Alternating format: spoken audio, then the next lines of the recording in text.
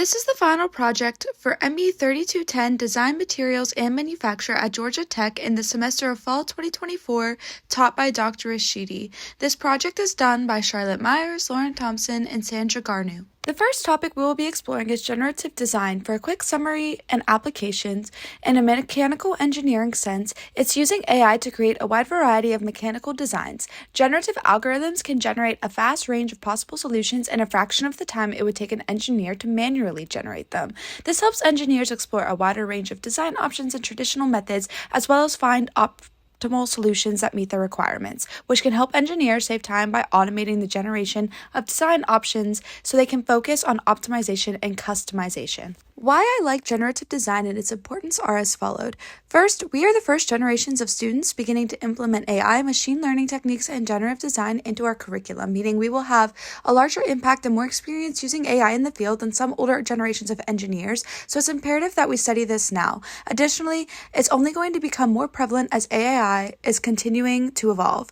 Engineers are actively improving this technology every day to help us do our jobs better, so this also offers potential career and research opportunities for us in the near future. Additionally, generative design can be used in sustainable design contexts, which can effectively address energy efficiency and helping to combat climate change, which is extremely important as we move forward as engineers. Generative design can help improve design and manufacture for products by offering a degree of automation to the design process, which allows engineers to quickly generate and assess multiple designs without having to go through the manual process of designing each one, which ties into machine learning, which is extremely important right now.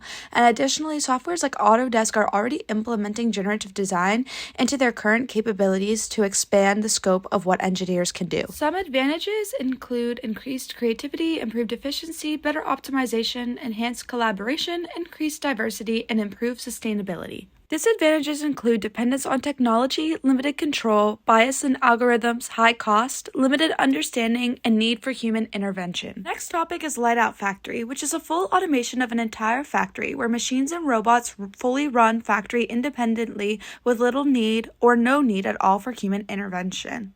This has been made possible due to development of manufacturing operations management software and technological advancements to automated machines and robots.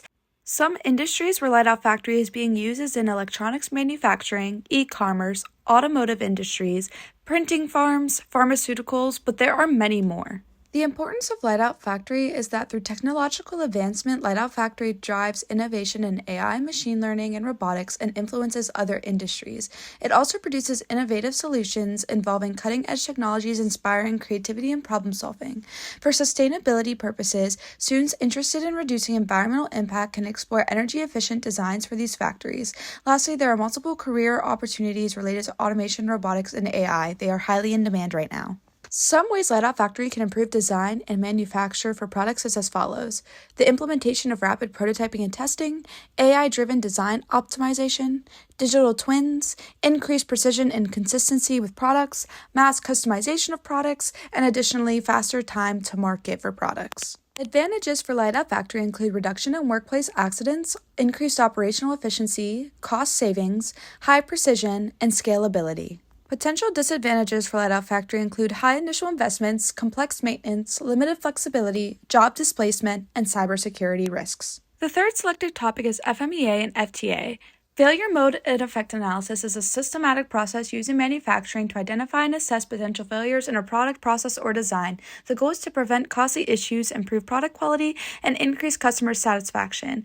FTA stands for false tree analysis and is a method used in manufacturing to identify and analyze the root cause of potential system failures through deductive analysis techniques that break down system failures into constituent parts using Boolean logic. FMEA and FTA is important because it is a proactive risk management that identifies potential failures and consequences before they occur.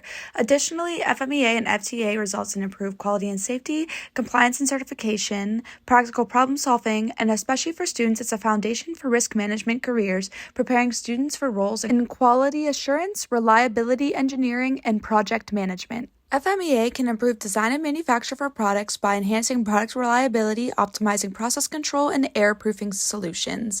FTA can help improve design and manufacture for products by focusing on design improvements, effective troubleshooting, and ensuring compliance and safety. Some advantages of FMEA include comprehensive risk evaluation, prioritize action, and improve reliability. Advantages of FTA include root cause identification, visual representation, and probability analysis. Disadvantages of FMEA include subjectivity, it's time intensive, and there's limited causality. Disadvantages of FTA include complexity for large systems, requiring expertise, and focuses on only single events.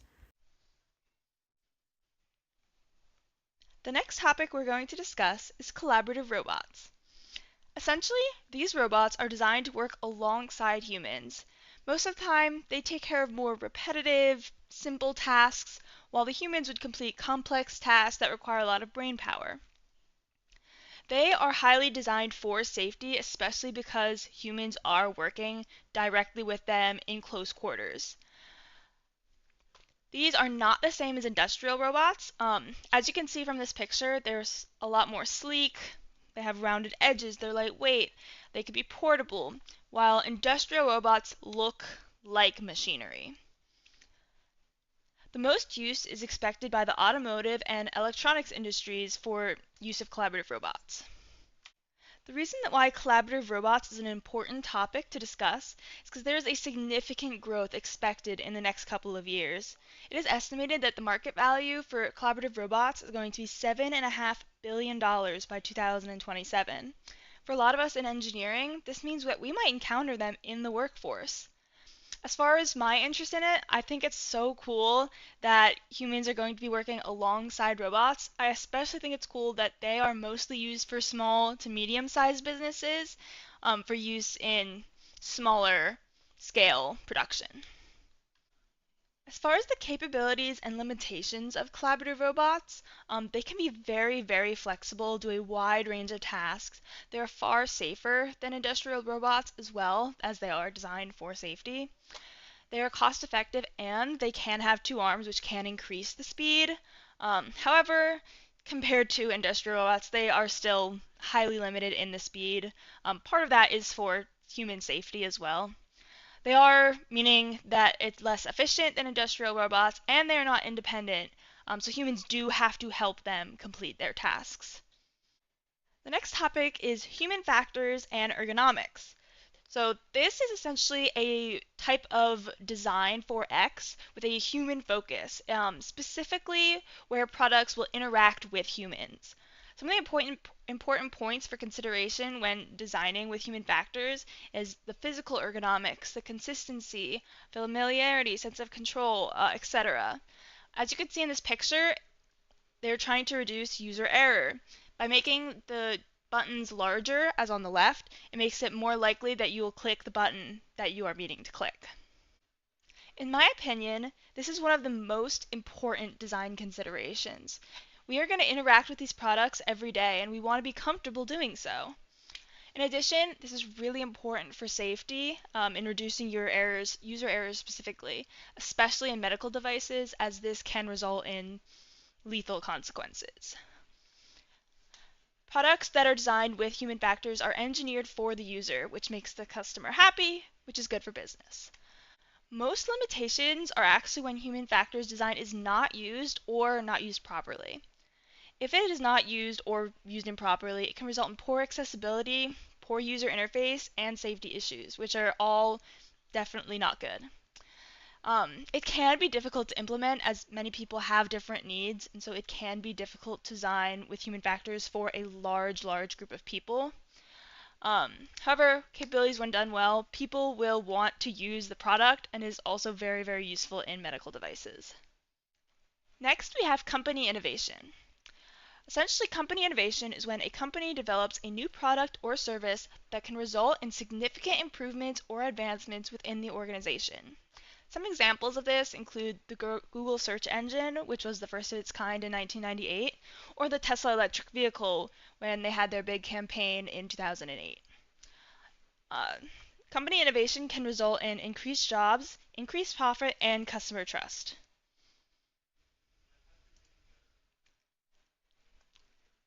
This is so important because this is how we get new tech that we use every day. Imagine if Google hadn't invented Google. How would we search? iPhones, Google, electric vehicles, they're all things that we use daily now that were once crazy innovations, brand new. And who knows what innovations there will be in the future. That's why it's really interesting to me.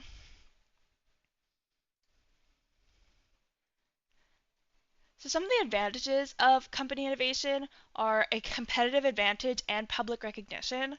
For example, even without any words, you know that that picture on the right is of a very early Apple product.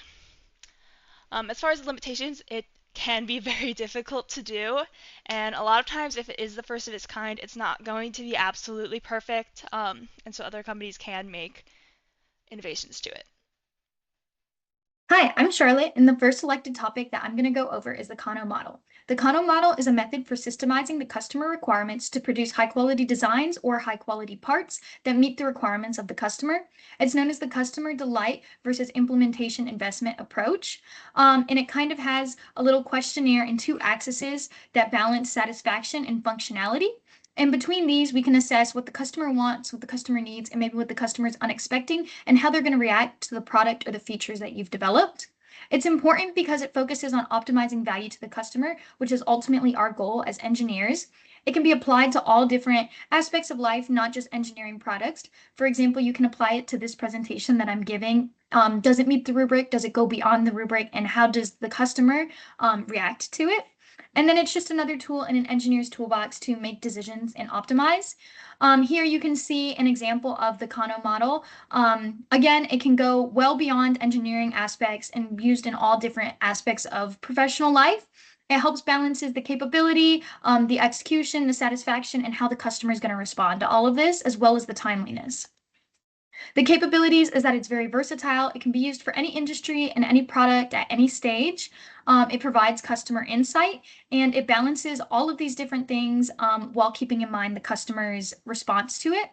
The limitations are that it may be subjective. If you're doing it internally, you may be trying to guess what will wow the customer, and it's not always exactly what they're looking for.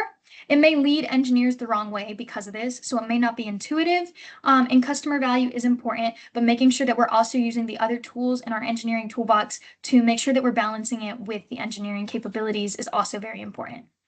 The next selected topic I'm going to go over is lean manufacturing. Lean manufacturing is a business model that focuses on the efficiency by minimizing the waste. So it wants to maximize customer value, and in doing so, it minimizes the waste. The three main categories of waste that lean manufacturing focuses on is Mura, Mura, and Mure. These include transportation, inventory, motion, waiting, anything that you can think of. Anytime something is not operating as effectively as possible, there is some aspect of waste to it. This is really important because it focuses again on optimizing the value to the customer, which is our main goal. And it creates this mentality that as engineers, we can always strive to be better, more effective, and more efficient in our practice, which is really important to keep in mind. Here's a couple of examples of lean manufacturing waste, defects, overproduction, inventory, extra processing. Anything that creates a slowdown in the system creates waste. The capabilities of lean manufacturing is that it excels in enhancing efficiency, reducing waste, and improving the product quality, improving value to the customer. And again, it creates that mentality that we can always improve and operate more efficiently than we are.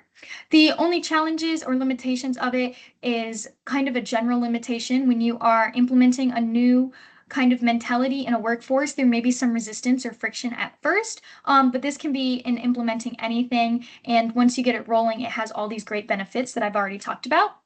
The other topic is IoT and nanotechnology. IoT refers to the Internet of Things, and nanotechnology goes hand in hand with IoT, especially more recently, because it works to make IoT more smaller, convenient, and accessible. For example, the development of laptops and cell phones. 50, 60 years ago, we did not have the access to internet the same way that we do now. And it also helps to make IoT more accurate, functional, and applicable to different fields. It's significant because it broadens our capabilities in engineering and also in many different walks of life and can change the world around us. And it expands application, efficiency, electronic waste, and overall expands on the engineering potential within the world around us.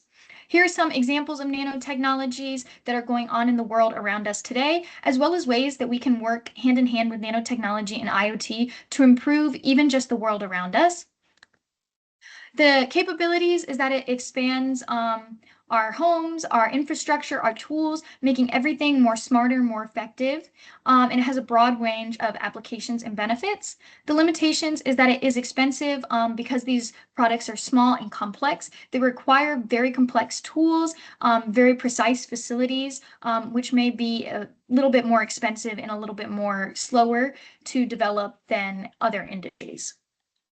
The last selected topic that I'm going to go over is minimum viable product. Minimum viable product is the version of a product that is just enough usable in all of its features to give to a customer to provide feedback for the developmental phase.